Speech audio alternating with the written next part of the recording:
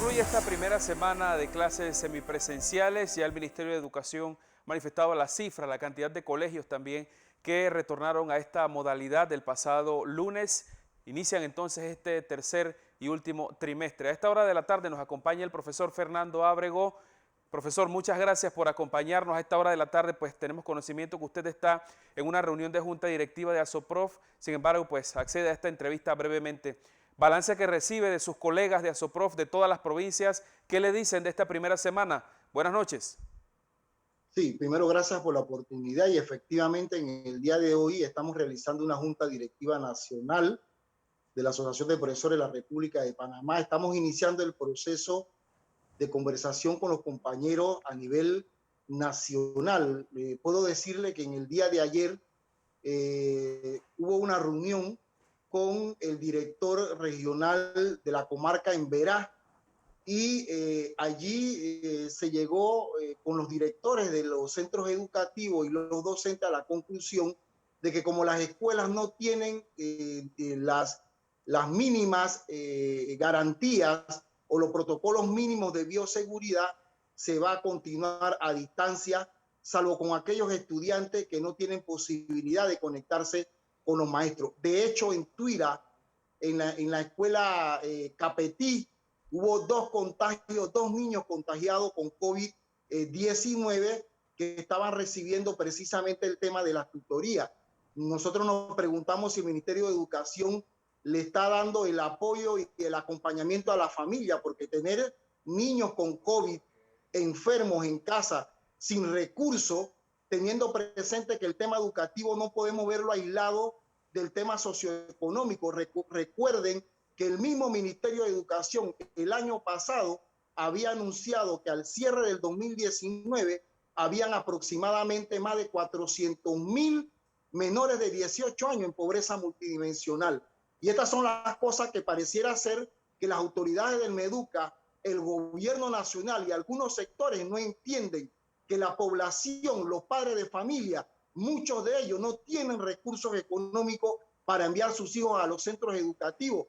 De hecho, los menores de 12 años no solamente no están vacunados, sino que no tienen recursos económicos para mandar a sus hijos a los centros educativos.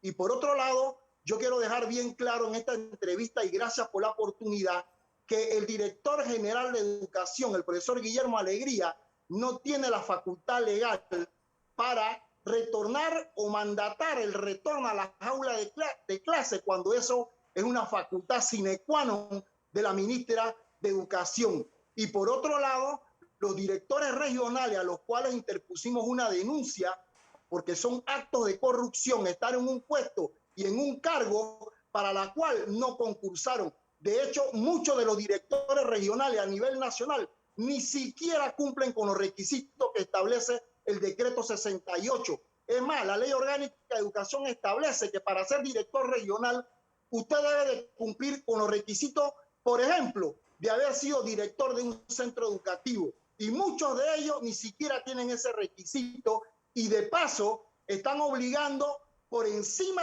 de lo que establece el decreto 25, por encima de lo que establece el decreto 435, obligando a los padres de familia, estudiantes, administrativos y docentes a asistir a las escuelas cuando ni siquiera existen las medidas de bioseguridad.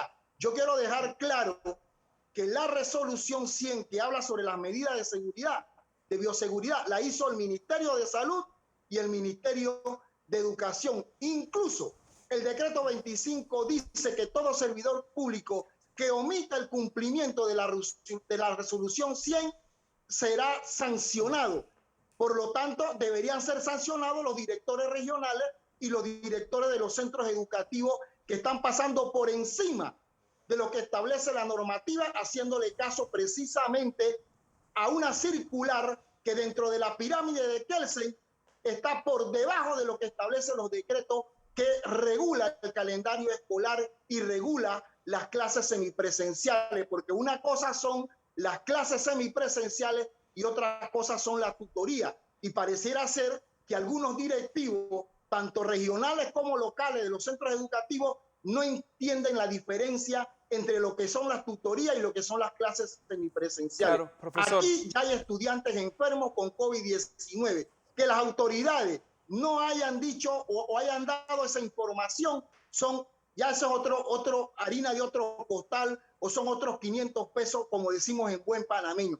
Pero nosotros hemos manifestado que estamos dispuestos a regresar a las escuelas y colegios siempre y cuando se cumpla con las medidas de bioseguridad. Y ya hemos dicho en reiteradas ocasiones y en diversos espacios que nosotros toda la vida hemos dado clases presenciales. Lo nuevo para nosotros es la educación a distancia, una educación a distancia que ha sido sufragada por el docente y no para las autoridades del Ministerio de Educación, ni siquiera con los estudiantes, porque le ofrecieron unos paquetes de internet, pero nunca le dieron dispositivo, y la mayoría de nuestros estudiantes tienen dispositivos de baja gama. Como no han cumplido con eso y no lo van a cumplir, por eso están impulsando el tema de las clases semipresenciales, arriesgando la salud y la vida de nuestros estudiantes en muchas escuelas y colegios que no tienen las mínimas medidas de bioseguridad, y más en el contexto de la variante Delta, que es más contagiosa, como han dicho los expertos. Claro que sí, profesor Ábrego, usted lo ha mencionado, esta situación de estos planes de internet que fueron parte de esas propuestas del gobierno. También algunas plataformas, algunas aplicaciones en su momento también fue una de las tantas alternativas, pues que se desconoce la efectividad o no de las mismas. Profesor, ¿qué pronóstico tiene usted entonces de este cierre de 2021 con esta modalidad de semipresencialidad ya en este último trimestre? ¿Cómo saldrán las cosas? ¿O está a tiempo aún el ministerio de reconsiderar y esperar al próximo año, quizá? Miren, ojalá este tema de la pandemia termine para que todos podamos volver a los centros educativos. Pero la interpretación de las clases híbridas es que si nosotros vamos a atender, si vamos a las escuelas para atender a nuestros estudiantes con las medidas de bioseguridad. Ellos no cumplieron con el tema de los dispositivos y el internet, por lo menos que cumplan con las medidas de bioseguridad para regresar a las escuelas y colegios de manera segura y garantizarle la salud y la vida a nuestros estudiantes. Nosotros estamos muy preocupados por el hecho de que, si bien es cierto que los estudiantes han cobrado el pase U, porque nosotros los docentes hemos entregado los promedios del segundo trimestre de este año 2021 y el 2020, el año pasado, se ha hecho con mucha dificultad, teniendo presente el tema del currículum priorizado y la disminución de los contenidos. Pero aquí se ha hecho un enorme esfuerzo, y no precisamente por las autoridades del Ministerio de Educación. Y queremos ver cuál va a ser el presupuesto para la vigencia fiscal 2022, porque el año pasado se trabajó con 1.700 y tantos millones de dólares para todo el sistema educativo, entiéndase universidades, instituciones deportivas y culturales. Queremos ver la inversión que va a hacer este gobierno, así como le ha dado a otros sectores como el sector financiero. Nuestros niños y niñas necesitan también recursos didácticos, herramientas tecnológicas, no tanto para enfrentar la pandemia, sino como consecuencia de la modernización del sistema educativo. Así es, profesor Fernando Ábrego, muchas gracias por la entrevista, gracias por dar esos detalles a la audiencia de Next Noticias. En este momento pues está en esa reunión con otros directivos de ASOPROF. Pase buenas noches. Saludos.